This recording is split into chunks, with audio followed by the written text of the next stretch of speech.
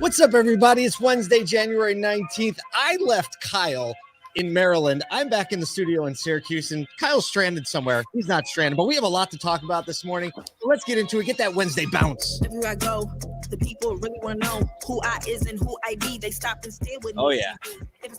I think this is the first time we were just talking about this while we're both not in studio. So super fun. Yeah, it is. You look like you're having super fun. I'm having a lot of fun. Yeah, unfortunately this morning I was headed to run, and well, it's freezing cold outside and snow everywhere, so I wasn't going to do that. But I went to the gym, and the gym key was not working.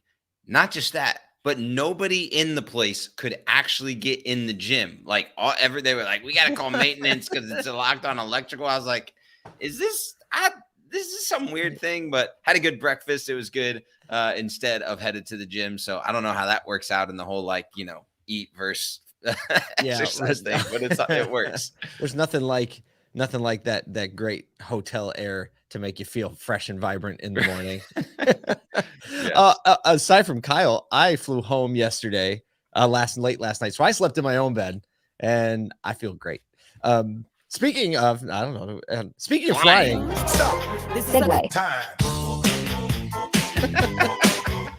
I took my first Southwest. That might be the earliest segue ever in the show, but I took my first Southwest flight yesterday. Southwest. I have so many people that are fans of Southwest, and they rave about it. And I've studied the company, and I understand, but I've never flown Southwest. They just started service in Syracuse, so I had a direct flight for Southwest from Syracuse to Baltimore, and I was actually kind of nervous. Yeah, which is really weird. I'm not a nervous kind of person when it comes to travel. I loved it when you were booking. You were like, so I don't pick a seat. Yeah. What do I do here? Like I called the Kyle Bouncer hotline. I was like, yo, well, I'm really confused right now. I was like, what do you mean I can't pick my seat? Like, I can't know what seat I'm gonna cause all this anxiety because you can ask Danielle. Like, I'm very particular about my travel. Like, I'm strategically booking seats, right? Trying to leave the right ones open next to me. So maybe I get the empty one.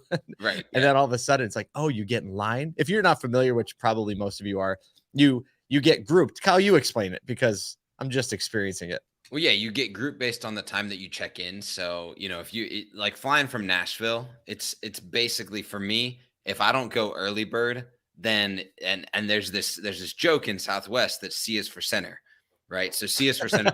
You get a C boarding line, then you're probably going to get a center seat, right?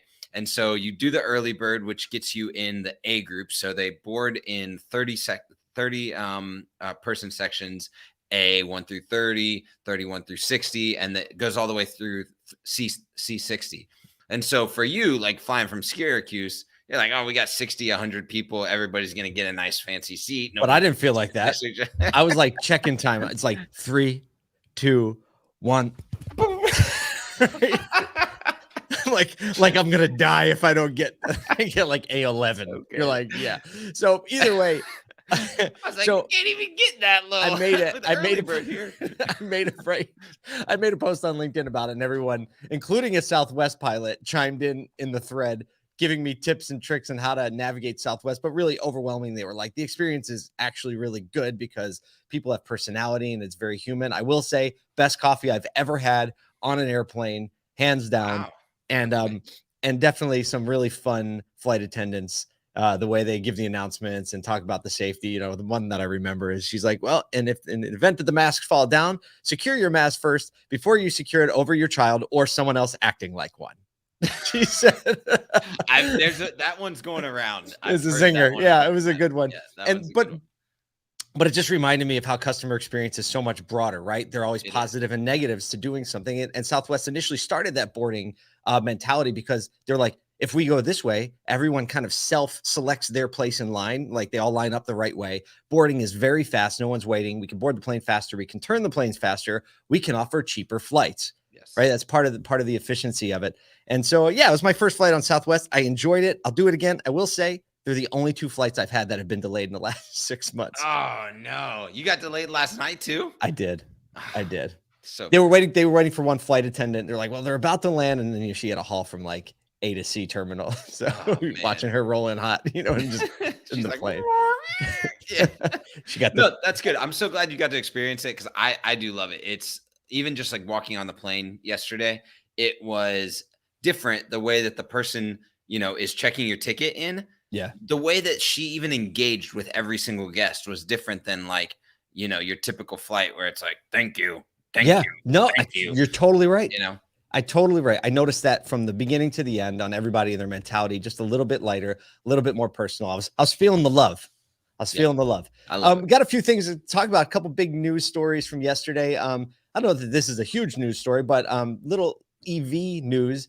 Ford booked an $8.2 billion Q4 gain from a Rivian investment. Reading from Automotive News this morning, and basically they're roughly a 12% stake in Rivian. Got them $8.2 billion in booked gains in Q4. And I feel like Ford's like, I was like, man, they're kind of on like the side hustle mentality. You have a lot of people right now, right? They have their Right.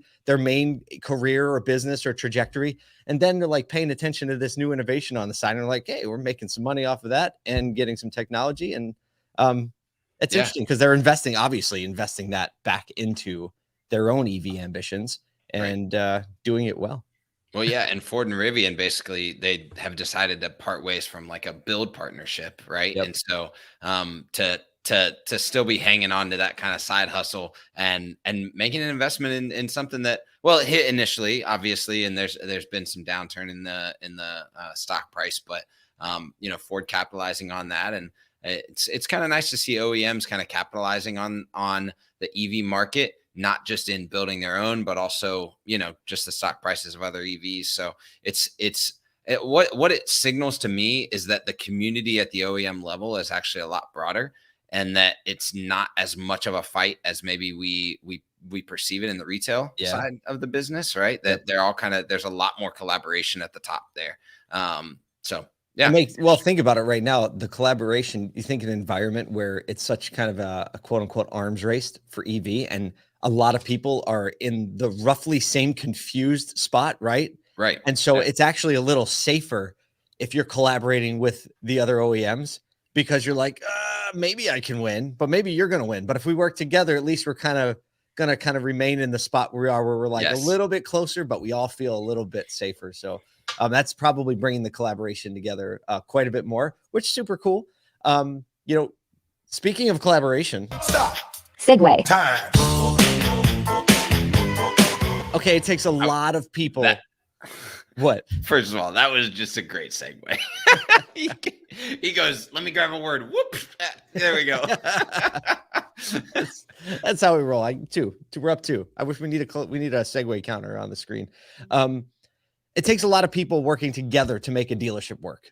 If you're in a dealership, you totally understand how the one person that is not collaborating can ruin a whole bunch of the operations in the dealership. And Kyle and I got an opportunity yesterday to spend a full day in a dealership where, we spoke with people from every corner of the store, right? So sales and service and fixed ops and accounting and finance, right? Executives, tech, IT, right? We really try to put our arms around the entire dealership. Yeah. And there is one person in this dealership, Kyle, that made us just stop, lights out. Turn our heads, we and like, then tell everybody brakes. else. Everyone look over here. Tell everybody else, like, you need to start paying more attention to this person. Yeah. And it was an oil change tech. Yeah. A lube tech recently hired from Valvoline, and just a ball of energy, a smile, and not just that, but what really struck me was this energy around how good it was to be learning, to have access to new ideas, to have leadership in a different way than they had at their previous employer, which was still in automotive, but at an independent shop, right? So to hear and see all that energy and know that's driving potential. This is crazy. This person has actually, in a month of being there, referred 2 people to come on board from a previous employer. So think about the energy that's going to provide to the store. And so often that person kind of goes unnoticed in the store, right? Let me paint the picture a little bit more. Yeah. I think we can say her name. Hopefully she's listening listening. Ayana, if you're listening right now, because we're like, hey, we have a podcast, we're going to talk about you tomorrow. Yes, exactly. So Ayana is a wonderful 20-year-old young lady who is passionate about being a lube tech and learning the ins and outs, has done an amazing job. Obviously, in her previous employer, she met the dealer, didn't want to be in the cold anymore, and saw a little bit of a future in moving over to the dealership world, which is what I love so much about this. And on top of it, I mean, like, look, she comes in and she's just got this cool swagger. She was in on her day off. Let's just start there. She came in on her day off. She has like red dreads and like a Biggie Smalls hoodie, right? When she walked in, there was just a vibe that came in with her. And she came in on her day off to help somebody out with something. And we were like, and then literally we're talking to the sales manager, the GSM, saying like, one of the most important things is getting customers scheduled for their first service appointment and then getting them to come in for that first oil change. Yes. And we were like, you need to walk them back and introduce them to Ayana. Every time. And that will make a personal connection. And she's just magnetic. And then you talk about someone feeling like a little bit connected with somebody. Like, I want to take my car back to her because she was like excited to have it because that's what she does. Exactly. That is her profession. Yeah. And here's what's cool about that is immediately this GSM was like, oh man, we've heard, like, if he'd been in the industry for a very long time and it's like, oh yeah, everyone says walk everyone to service, you take them over to the advisor's like, yeah, congrats for buying a car, here's my card, see you next time, right? Let's pretend they're usually that excited. Let's pretend we're that excited. Because I got 17 ROs that need something. Yes. So this was an opportunity to go like, no, this person is actually excited and they're a magnet for future customers to come back. And I think finding those people, this is what's interesting. And I think, we've been in a few dealerships where it's like, get the core people, get the key people that might have an impact, and we always say this, we say, don't think of just the managers, right? But the problem is a lot of times that's the only thing we get our heads around. It's like, yep, we're going to pull out these 6 key managers and get them all bought in and then go forward. But there are so many more people in the dealership that in the ground game, the day-to-day, actually have just as much, if not more, impact on your culture. That if they're bought in to the core and the culture and the vision, it actually goes quicker because it's a day-to-day, every single interaction instead of just manager to employee interaction. It reminds me of several experiences I've had in other organizations or businesses that popped up, and the most memorable ones are not the ones where like the maitre d' at the restaurant or the manager comes out at the retail location. Every single one is about a lower level employee, team member, doing something that really surprised me. Think about the waiter we talked about last week. Yes. Right? How the waiter made the impression, not the manager. I remember going to Disney Springs with my family, and it's like Disney Springs is like outside Disney World. You can walk and they have retail shops. It's like retail nirvana. It's amazing. Yes. And you're walking around and there's a dude handing out balloons, right? And he handed a balloon to my kids and he did this like Donald Duck voice, which was amazing. And then my kids were just like talking to him. And then he did this whole beatbox thing, which was amazing, right? He's the guy handing out balloons, right? But he's the one that made an impact for Disney. Oh, there's one more that was in my mind. It'll come back to me. Well, I mean, back to yesterday, like the person checking in my ticket on Southwest, like that was the thing that, I mean, it set my whole day off. In reality, it was the first person that I actually engaged with that day because it was an early flight, and that changed the trajectory of my day. Because I was like, oh wow, that's what it's going to look like to interact with everyone I interact with now today because of her in intensity and appreciation for like me coming on board with them. Oh, I remember the Peninsula Hotel in Chicago at Access Velocity a couple years ago. There's a gentleman filling water glasses at the restaurant, and he saw that I was looking for something, and I was looking for coffee, and he came up and he asked me, he's like, "Sir, can I help you?" And he was probably in his mid 40s. "Sir, can I help you?" "Yeah, I'm looking for coffee." He's like, "I don't see any, but let me go get." He went in the back. He made fresh coffee. He brought it out to me with a to-go cup with this, and then thanked me. And he was just so passionate about making sure I had a good day. And I was like, "How long have you worked here?" He's like, 16 years. No way. That's amazing. It was his profession. And that's what I remember from the amazing Peninsula Hotel just an amazing thing. Wow, And so that's great. that's what we're trying to do with Automotive State of the Union, with this show.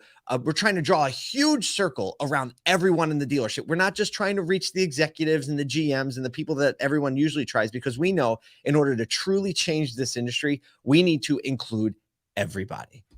Kyle, you're hitting the ground today. I'm hitting a plane again. I'm on my way down south a little bit. Gonna take a day or so with my wife, walk around, have a speaking engagement. So my mother-in-law's with the kids. My wife's coming with me. But you're still on the grind and on the hunt today. We'll still be available. We'll be right here trying to draw a big circle around this industry.